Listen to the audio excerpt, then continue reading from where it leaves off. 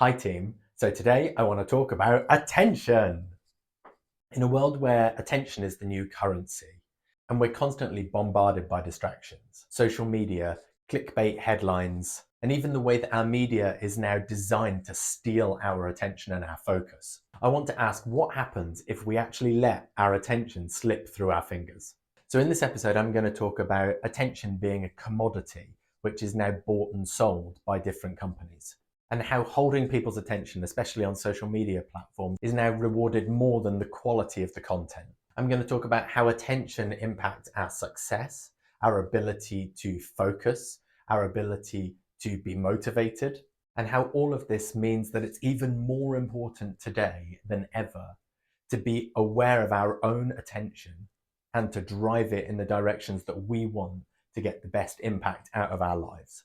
So with all of that said, let's get into another episode of Thinking Differently. So first, I want to talk about the attention economy in general. And I think this has become ever more prevalent with social media and the way that we now as content creators are driven to hold people's attention in order to sell more advertising, to get more eyes on screens, to hold people on platforms longer. And all of these social media companies basically work on an advertising model. So the longer they can hold you on their platform, the more advertising they can show you and the more revenue they generate.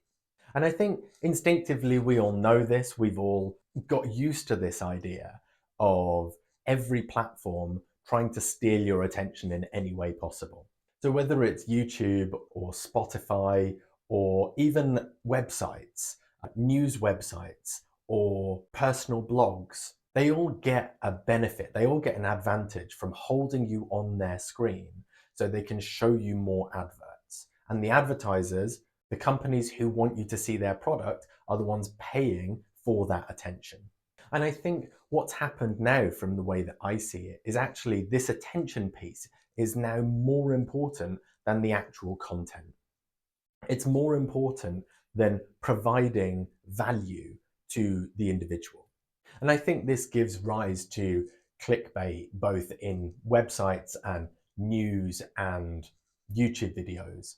And it also rewards the creators for holding attention for as long as possible. So I see a lot of videos, because I tend to look up a lot of things on YouTube on how to create, around growth hacks, around being able to hold people's attention. There's lots of videos out there saying that this is the way that you should do it. You should do a teaser at the beginning of the episode, but you should never actually deliver the content until the end, to hold people's attention for longer, to keep them watching all the way through your video. You should promise things like special bonuses if you get to the end of the video, this bonus tip that you're going to deliver, this extra bit of value if someone gets to the end. And I think once you're aware of this, now I'm aware of it, I basically see it everywhere. I see everybody using these same techniques. And I think that drives creators to this idea of doing it the way that the algorithm wants you to, doing it the way that the advertisers want you to, rather than doing it in the way that you would naturally do it. If you wanted to teach someone how to hammer in a nail, you would just show them and then that would be the end. You wouldn't spend 15 minutes explaining the history of nails before you got to the point. So again, I think it benefits the companies, it benefits the platforms, and it benefits the advertisers, but I don't think it benefits the individuals. I feel personally like if I were to try and lean too far into optimizing my content in that way, it would be detrimental to my content, and I would be leaning into what somebody else was telling me to create in order to do what they wanted, rather than the way that feels natural. But I feel like we're so conditioned into this environment now that we don't even see it as a problem. I noticed recently that all TV also does this. There's this idea on YouTube, which I now see every time I watch any TV program now, where there is a cut or a change of image at least every 3 to 5 seconds. So Great British Bake Off or The Sewing Bee or any of these programs where basically you're just watching somebody do something creates this instant switching to keep your attention visually, musically, dynamically with audio or lighting. They have to keep switching to hold your attention rather than trusting that the imagery on its own is going to be enough. And actually, maybe it's not enough. I have, for quite a while, struggled with a lot of these best X programs because what you realize is that the arbitrary factor of doing it within a time scale is the thing that makes it exciting, but also it's completely artificial. To be the best baker, you may not need to be the best baker within 4 hours. You might be incredible at baking, but it might take you 8 hours to make a cake. But that doesn't make good TV because there has to be a deadline, there has to be extra drama built into the process. And that's where the time restraint comes from. But I would argue that although that's great for TV, it's not actually what they're promising. The person who's best at baking is not the person who's best at baking in 4 hours.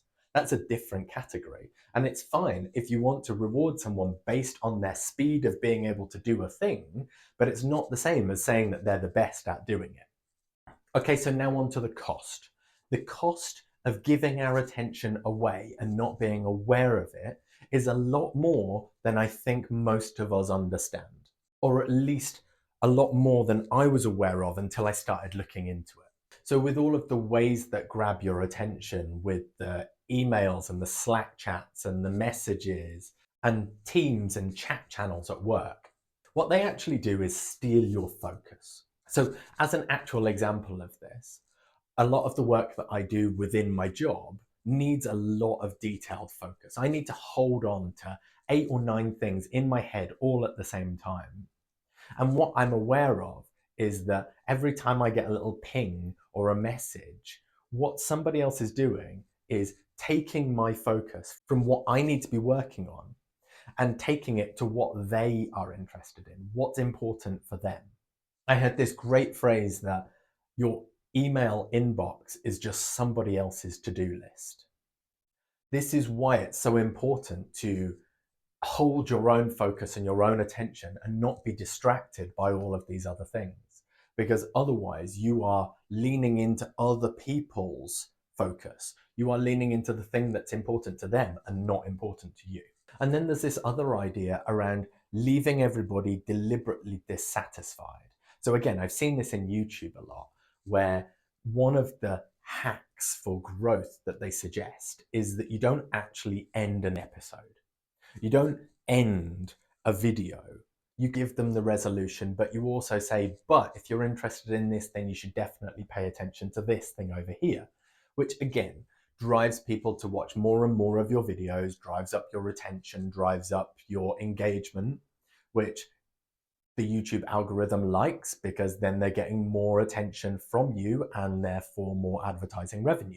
But I think generally it leaves the viewer unsatisfied. It doesn't matter how many videos you watch, you will always get to the end of it and feel a bit meh about your whole experience because you've never actually got to the end. You never got to a conclusion point. And I remember actually hearing that this was a really good way of forcing yourself to read more. This idea that what you should do if you're reading and you struggle to get yourself into reading is stop reading in the middle of a chapter. Stop reading a couple of pages before the end of a chapter, just when everything is exciting, because then your brain will naturally feel unsatisfied. It will be irritated until you go back and you pay attention to that book again to find out what happened. But I've never done that because it feels like a really horrible thing to do to yourself. Yes, you might read more, but you'll generally be really frustrated and dissatisfied with the experience of reading because you never quite get to the conclusion. You're always leaving the book being a little bit irritated that you had to stop where you had to stop. And I think this is what the social media platforms are trying to get us to do to people. Leave them a little bit unsatisfied so they just keep wanting more. And I think there's a negative psychological consequence of this, that more people are finding that they are drawn to these social media platforms to give them something, but then they never quite get what they want. They never quite get that satisfaction from looking at these platforms. So they get all of the negatives, they get increased stress, they get more comparison, they get less focus, but they don't get the benefit of the other side of feeling satisfied. It's almost like eating junk food. You can eat a really nutritious meal and then you can feel sated and you won't need to eat for a few hours after that. But if you eat junk food, although it feels like you're getting what you want in the moment, realistically, over time, you will need to eat more because it's not really satisfying you. It's a cheap fix. It's a short-term solution. It's a rapid dopamine hit, which is artificial and not long-lasting.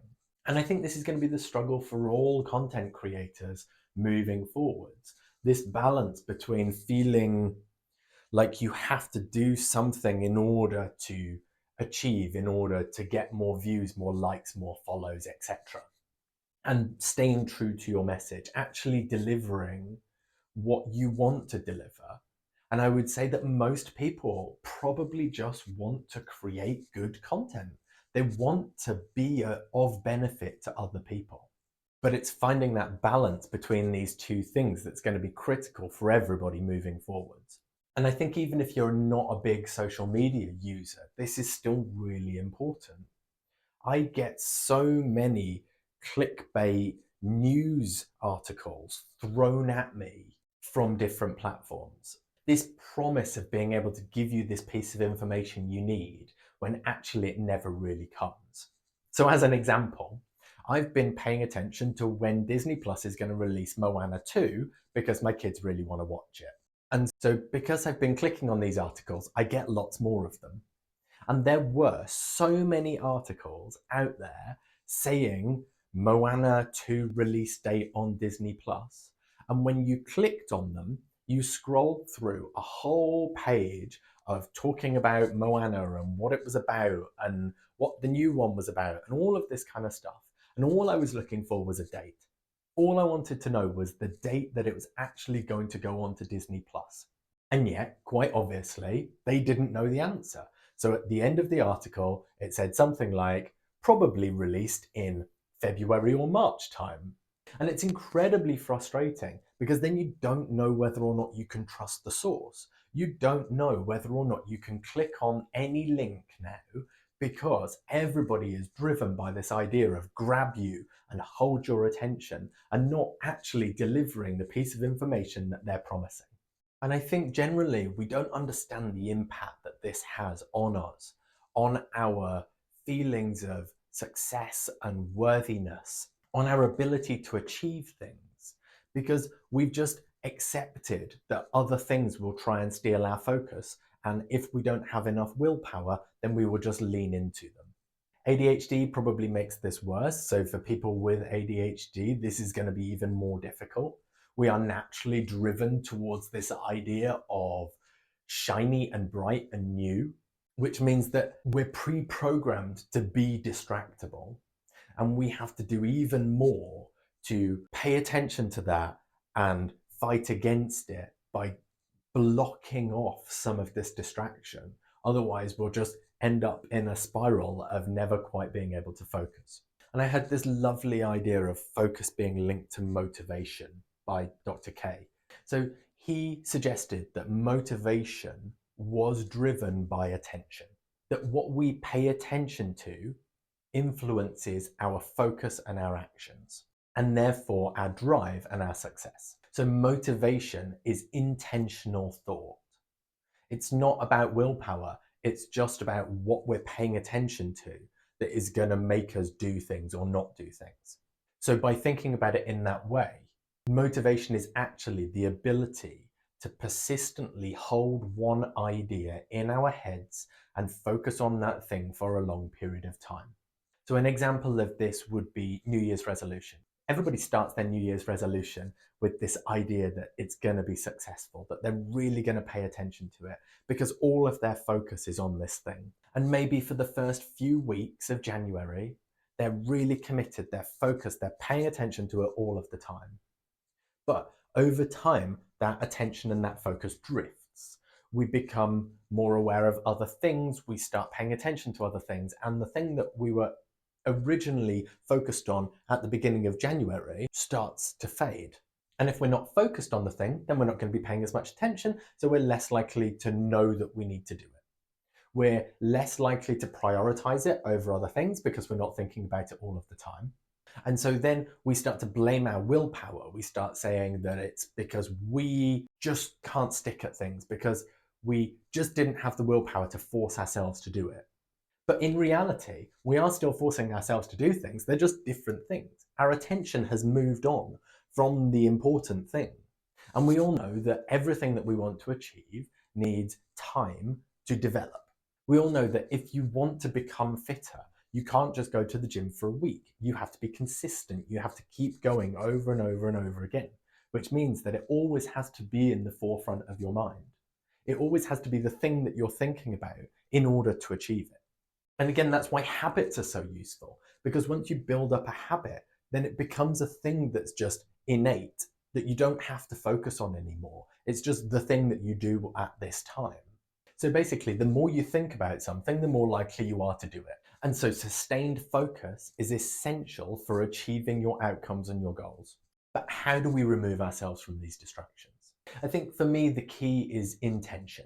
Setting out in those moments where you were intentionally deciding where to focus your attention, your structure, to make sure that it's easier to follow. There's lots of ways now that you can become less distractible by turning your phone on to grayscale or setting timeouts on certain apps. But I think the key with all of this thing is always awareness. The more aware we are of where we're putting our focus, the more aware we will be in choosing where to put our focus. Instead of losing 2 hours by just scrolling on Instagram, we'll be aware that that's where we're putting our attention. And we can then make a conscious choice whether that's something that we want. Now, for some of us, building that attention model is more difficult. I definitely get into hyper-focus mode sometimes, where I can literally think about nothing else than a single thing. And that makes it quite difficult in life sometimes if there are other things that I also need to pay attention to, like eating or sleeping or having a drink of water or any of these other things, which are all natural things that we should probably be paying attention to a little bit. But there's this great focus exercise that Dr. K talks about around staring and paying attention to a certain thing. And focus is actually a muscle that we can build. So the yogis used to do this with staring at a candle, but you can pretty much do it with staring at anything. Or meditation also builds a level of focus. And so any kind of meditation, whether it is staring at a candle, staring at an image, or just focusing on a single point, can build your focus muscle and make it easier for you to focus in the future. So I think in closing, there is a battle at the moment where everybody wants your attention. Everybody sees you and your attention as a commodity.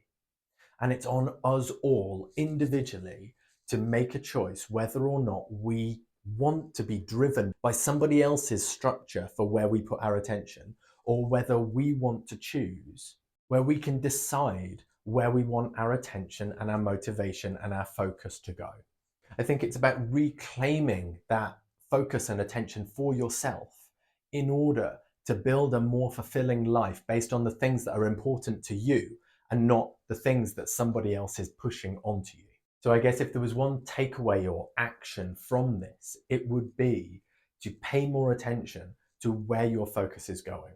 Pay more attention to how your attention is being stolen and whether or not you want to give it away. And then potentially also just build some resilience practices. Build some focus strengthening activities into your daily practices, which will then help you resist all of these temptations out there in the world. all of the notifications, all of the social media, all of the other things that are constantly clawing at you to grab your attention. We get to choose, but only if we're aware of the fact that we're choosing. So I'd love to hear your thoughts on this. Where have you been aware that your attention has been stolen by something else? If you are going to start some of these practices, I'd love to hear in the comments whether or not any of this has made a difference to your life, whether or not by paying more attention to it, you see it more, and therefore it makes it easier for you to adapt and change your behaviors. And if you think there's anything that I've missed on this or any other areas that you think I should explore, then I'm always willing to learn more. So I would love if you also tell me about that. And that's me done for today. So thank you for listening and take care.